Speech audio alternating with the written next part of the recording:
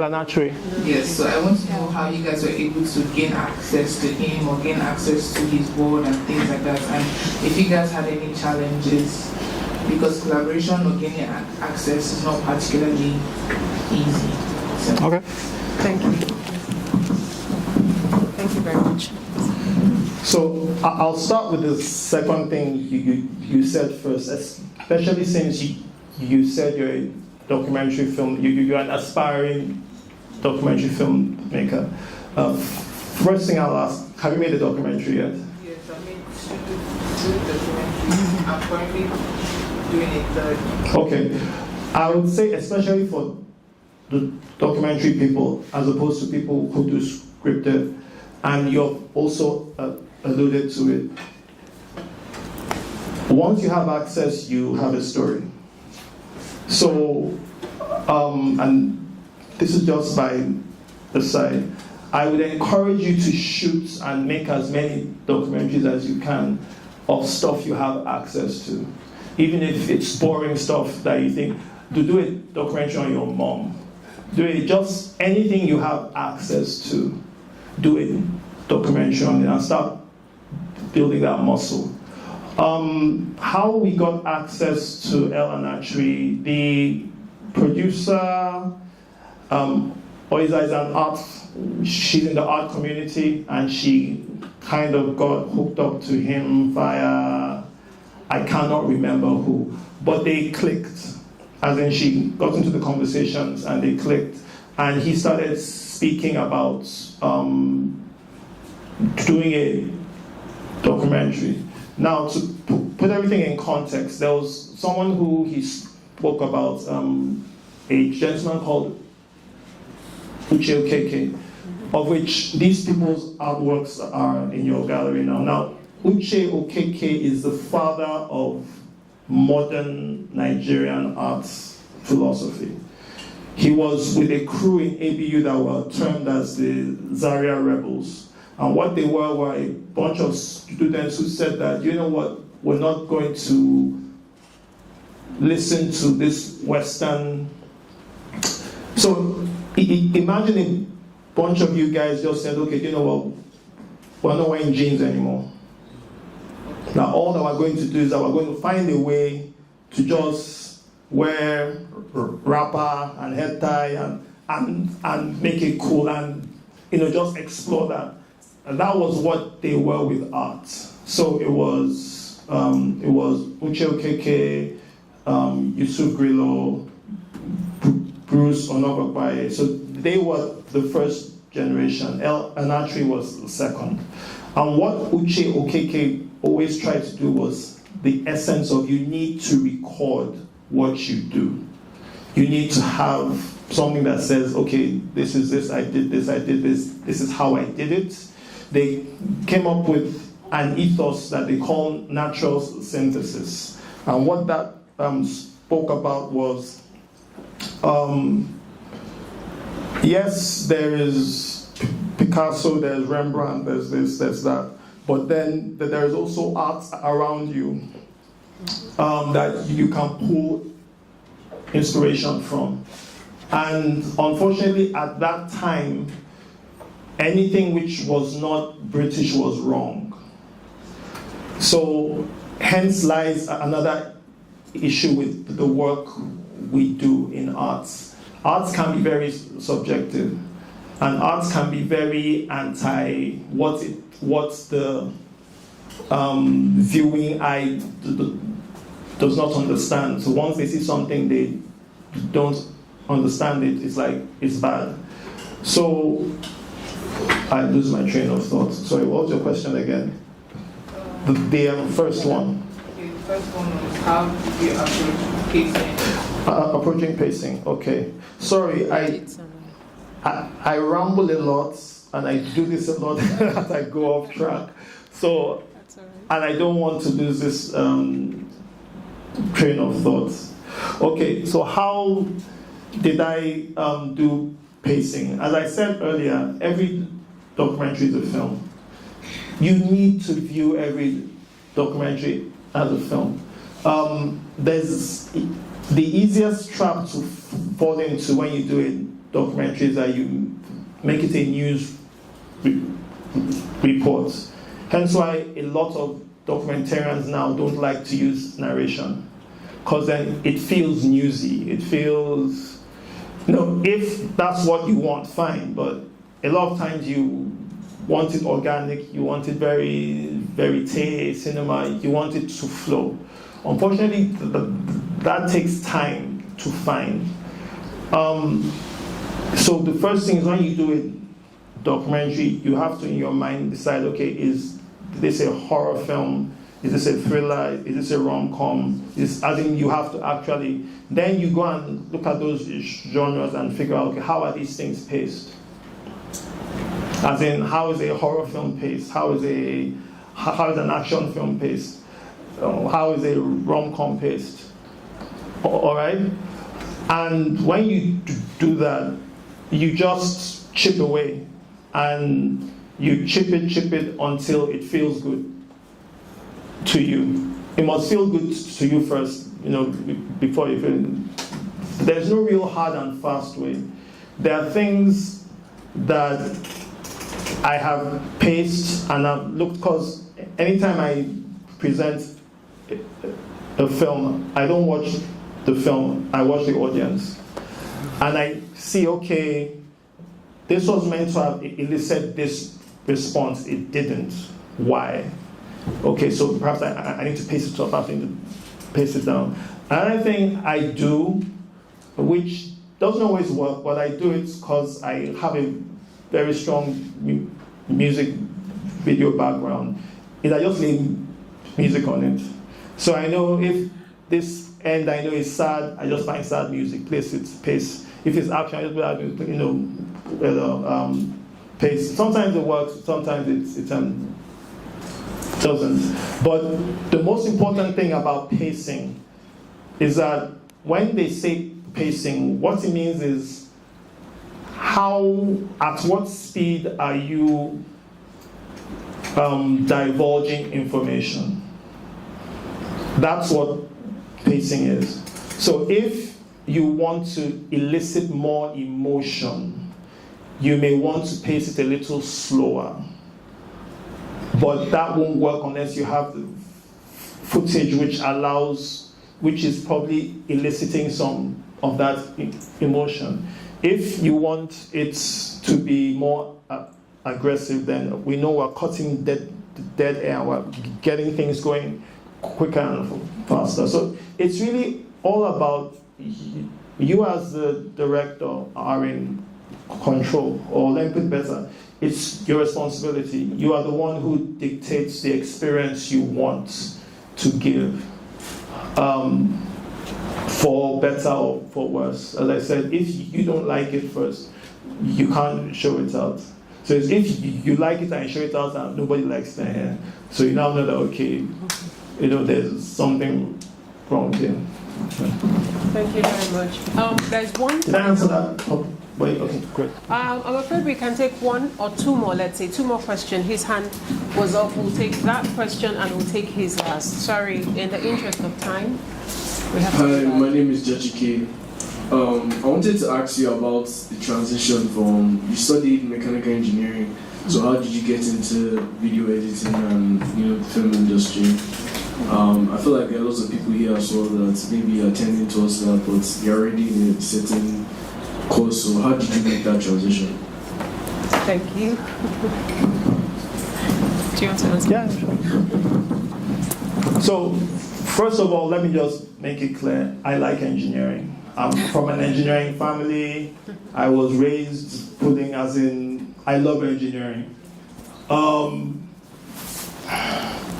Okay, so you guys wanted vulnerable moments. Okay, fine. Let's do it. I like engineering.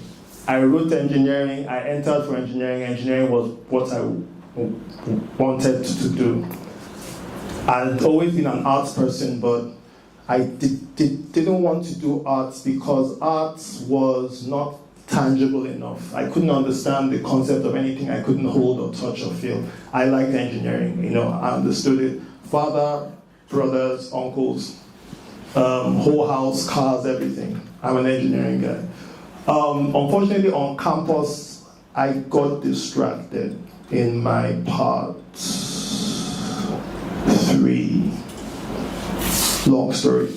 But I lost concentration. And on a federal campus, if you're an engineering student and you don't come out with anything higher than a 2-1, it's a death sentence for your career. Those are facts. I'll say it to anybody anywhere. If you're a mechanical engineering student and you want to do engineering, I went to IFE, Classic Engineering School, great engineering program. I had good lecturers. I'm not going to. This was squarely on my laps. I lost concentration, and in engineering, if you lose your period to build your GPA is part 1, part 2.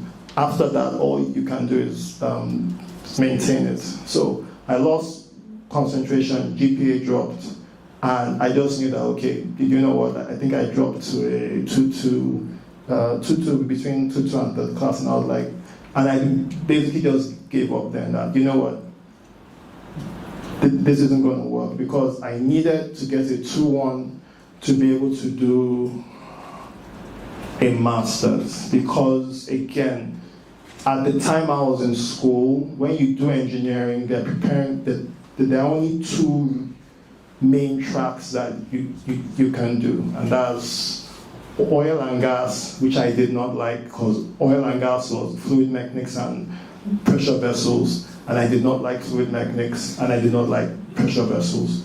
And then automobile, which was, so you're going to be a mechanic, that didn't work. So they didn't teach us the options. Like, you guys had, in your science and technology, you guys have mechatronics, wonderful course, very broad. So they're teaching you control systems, they're teaching you hydraulics, So by me talking, I like engineering. It's not like, I just got distracted and I dropped the ball.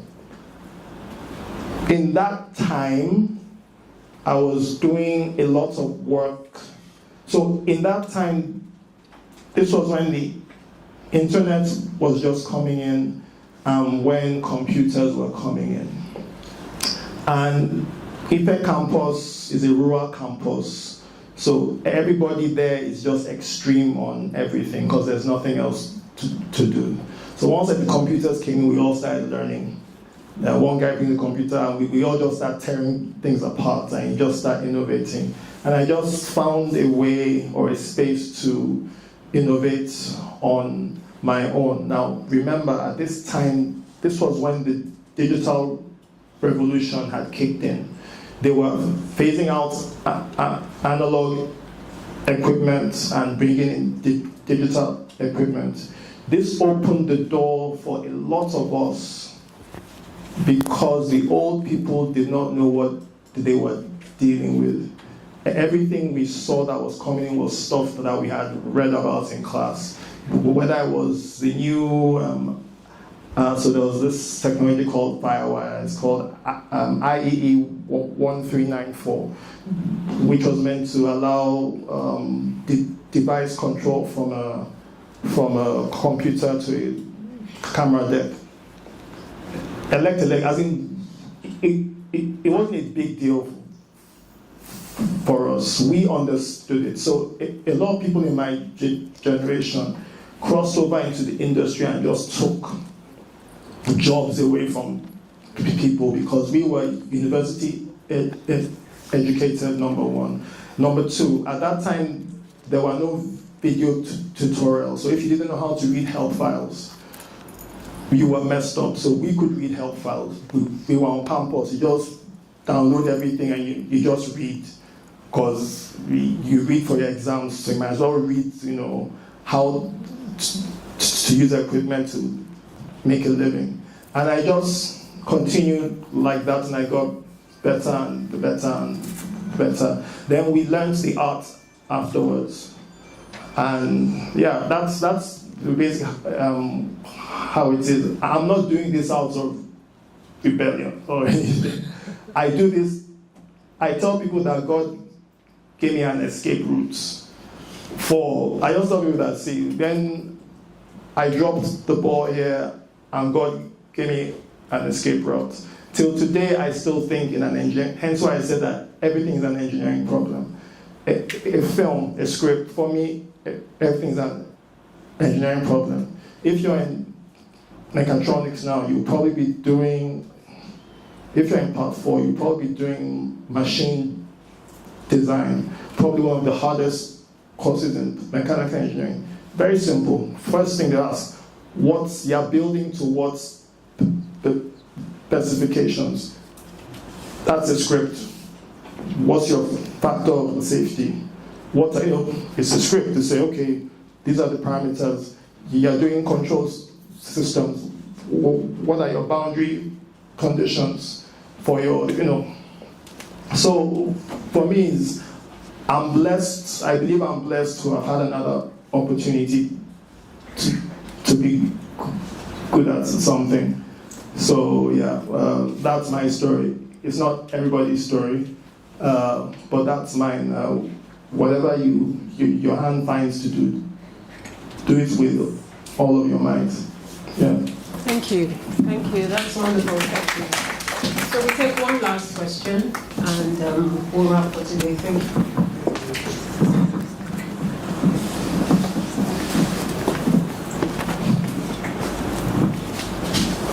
Okay, good evening. My name is Akani Enev. I'm a first-year film student. So, first and foremost, the film was amazing. I came in a bit late, but I really enjoyed it. And it really highlighted the fact that documentation is very important. I remember speaking to an artist and mentor of mine, Mr. Emil Silva, and he was talking about the importance of documentation, specifically art documentation, and how it's a very lucrative business. It contributes to history, culture, and eventually shapes our identity as a people as we evolve as a society. So now my question is, how do you execute this the right way? Regardless of today's technology, we have a lot of smartphones, cameras, social media. Information is, you would assume it's documented properly. But at the same time, moments are still fleeting. There are stories that need to be told, and moments and events just need to be memorialized, and just not memorialized. To add further context, speaking from personal experience, I've made a couple of documentaries in my young lifetime. And in that experience, we still have stories missing, we still have moments overlooked and critical periods that are not properly highlighted. So what advice would you give to those who want to execute the best documentation of today's art world that would eventually become our history? How do we ensure that the process and growth is properly, documented? Wonderful. Thank you. Isn't that a brilliant question to end? Thank you. So I remember this. I don't know if you came in. First of all, yeah, this is. Did you write that down? Oh, yes. Oh, nice. No, I'm not trying to make fun of you. That's actually good. As in to always get your thoughts, because it's always important not to be misunderstood. There's something that I was said up here, and I don't know if you had come in at that time, where one of ANATSUI's students said that Elle always says that art is play. Especially for this, I wish when I was coming up I had a smartphone, especially one which could shoot on 4K. Especially if you're doing documentary work. So the problem with documentary work is that it's like making wine. Or like making whiskey. You know how they make whiskey that it's made, put in a barrel, then they store it for like 10 years. So whatever prime wine is being drunk now had been made like 10 years ago. This is the problem with documentary work. The best documentaries always need to have a tinge of nostalgia on it. What I would say is get a lot of hard drive space and just shoot. Don't just shoot. You will, trust me, when you're looking at it a year after, you will know how to put it together. But just shoot. There's a documentary on Netflix now. It's called Surviving Black Hawk Down. So about 2030, when was it to Mogadishu, 93. So about over 20 years ago, there was an incident that happened in Somalia where US Marines were basically defeated by Somali rebels. It's infamously known as Black Hawk Down. There's a film about it by Ridley Scott, wonderful film. So they did this documentary, and the body of the documentary, it's a real good documentary because it's one of the few documentaries I've seen that's as objective as it can be, telling the American side and the Somali side. But the key to the documentary was a guy in Mogadishu called Ahmed Five. And he was a wedding videographer. And throughout this period, he was just going around with his VHS camera, shooting. That was what he was doing. When the bombs came, he was just shooting. And he said that he was shooting because he felt a need to document history. He wasn't a combatant, he wasn't pro-American or pro. He just said, my job is being a videographer. And he went and he shot this stuff and he kept the tapes for years. And they found him, and it's on the back of all his work that this amazing documentary was done. Documentary work can be thankless, but if what you want to do is what I think you want to do, the key is to just get a big hard drive or two, get a phone, preferably one which shoots 4K.